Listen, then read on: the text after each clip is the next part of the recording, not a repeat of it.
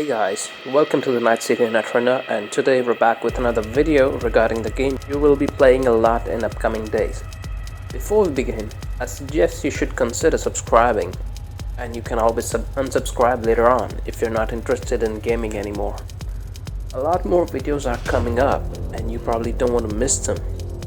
Let's get straight into the video now. So, let's talk about Nightcity. On sheer scale, the map of Nightcity is not too big, especially if you compare it to another open world games of past. But if you've played Assassin's Creed Origins and Odyssey, you'd know that size doesn't matter, at least not here, because there's no point in having a huge map where you have to travel with a horse or have a very frustrating drive just to fetch something an NPC told you to. So, my take on it, Cyberpunk probably did a good thing by keeping a relatively small map size and getting rid of fetch quests. To their credit, the map is decently sized, densely packed, and also vertically explorable. In other words, you can go to different floors in skyscrapers, although not in every single floor and door as you do in Skyrim. And besides, there's no point in going to same generic floors and rooms either. The map of the Nightcity is divided into districts, and each district has a unique appearance from buildings to NPCs. Additionally, districts have a number of sub-districts. Let's take a close look at them one by one. City Center, Nightcity's corporate showcase. Corporate Plaza, here corporations are given the freedom to govern themselves without any form of outside interference, and predictably it's become one of the most heavily fortified areas of the Nightcity. So yeah, it's quite possible to find yourself in trouble if you decided to cross corporates during a main or side quest and have guts to show up in their territory afterwards. Unless you choose a corporate life path, getting into any plaza won't be easy. If you couldn't get into plaza, don't worry, downtown is nearby, where you can find the best restaurants and nightclubs in Nightcity, including the famous 7th Hell. And with the best nightclub comes the best. Watson is a sad and desperate place. Watson was a thriving district and it was home to corporations. But after the Unification War and Arasaka returned to the city, without a stable financial sector, the glory days of Watson had ended, but it's now rising again in an incredibly high crime rate. Tiger Claws operate from Little China and Kabuki, both of which are heavily overpopulated. Kabuki is a maze of narrow alleyways located right next to Little China. At night they turn into a bazaar for implants, organs, steroids, and much more. Probably cyberware as well. Here you can have some fun too.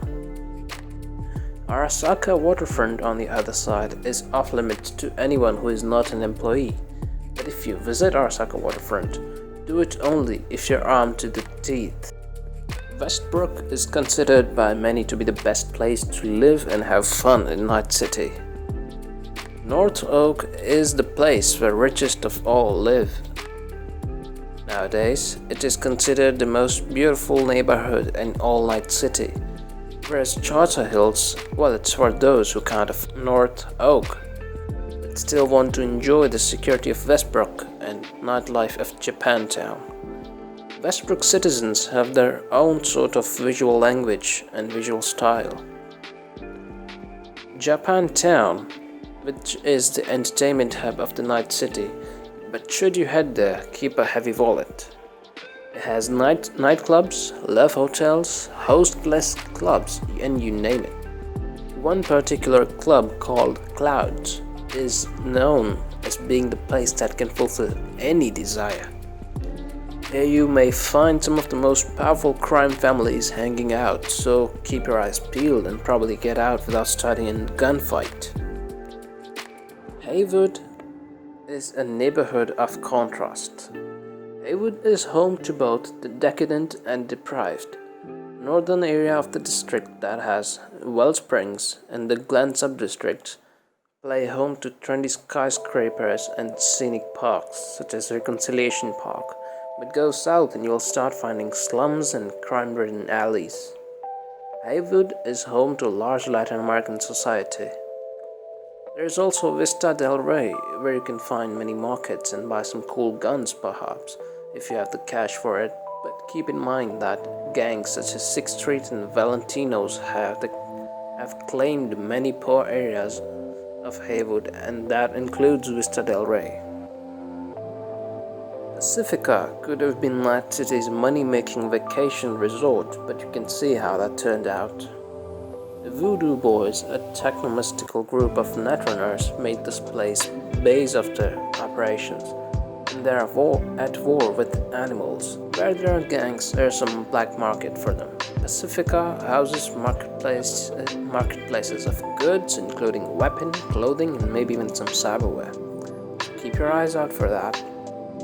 Santo Domingo is one of the Nightcity's oldest districts. Owned and run by corporations, it's the most industrialized area of the Nightcity. It powers the entire Nightcity since it's stuffed to the brim by power plants and factories. And as anyone would expect, probably not everyone, due to the industrialization, the area is heavily polluted and many people carry umbrellas to protect themselves from the acid rains. Rancho Coronado is a self-sufficient town which also houses factory workers in their identical homes. On the other hand, Arroyo has some abandoned factories and industrial complexes probably ridden with gangsters. Badlands, sparsely populated by nomads, Badlands are the vast plains outside Nightcity. Abandoned district of Rocky Ridge, where you can find solar power station or the biotechnica farms that make synthetic protein.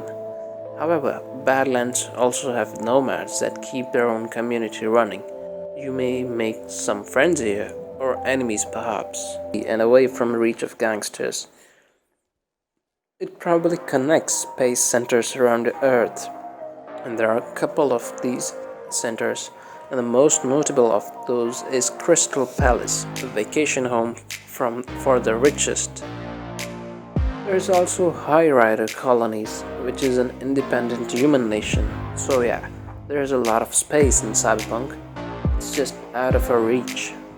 There are entire societies stuffed inside skyscraper, which have become self-sufficient. V lives in the apartment in one of them, which is located in Watson.